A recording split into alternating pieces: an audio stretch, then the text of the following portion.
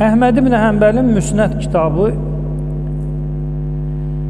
Əl-Cüz-i Rabi Əşər 14-cü cild, hədisin nömrəsi 19198. Hədisin sənədi də sahihun, səhihdir. Deməli, filan kəsdən Əbu Tufeyl nəql edir. Cəmə'ə Əliyun ən-nəsə fir-ruhbə. Həzrət Əli İraqda cəmaatı geniş bir sahədə topladı. Sümmə qalə, sonra onlara dedi, sizin bu hər bir adamı şahid tuturam, Allahı şahid tuturam.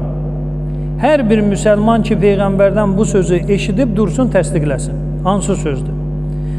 Yevmə qədirxum, qədirxum günü fəqamə sələsunə minən-nas 30 nəfər qalxır ayağa təsdiqləyir ki, bəli, biz Peyğəmbərdən bunu eşitmişik. Deməli, nə kəlməsidir? Fəqamə nasun kəthir fəşəhidu hinə əxədə biyədihi. Deməli, insanların hamısı şahidliyi elədilər ki, Peyğəmbər Həzrət Əlinin yapışdı əlindən və dedi, Ətə'ləmunə ənni əvlabun bil-mü'mininə min ənfusihim.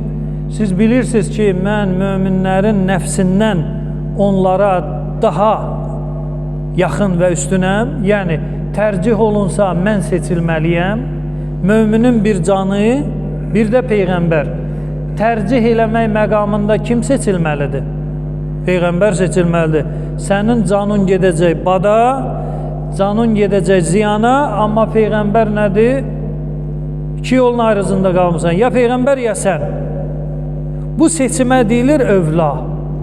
Peyğəmbər özü deyir. Mən möminlərə, mənlə möminlər arasında nisbət qurulanda, mən möminlər üçün övlayam. Kimi üçün mən beləyəmsə, Əli də onun üçün nədir? Elə belədir. Bu bir, salavat göndərin Peyğəmbərimizə.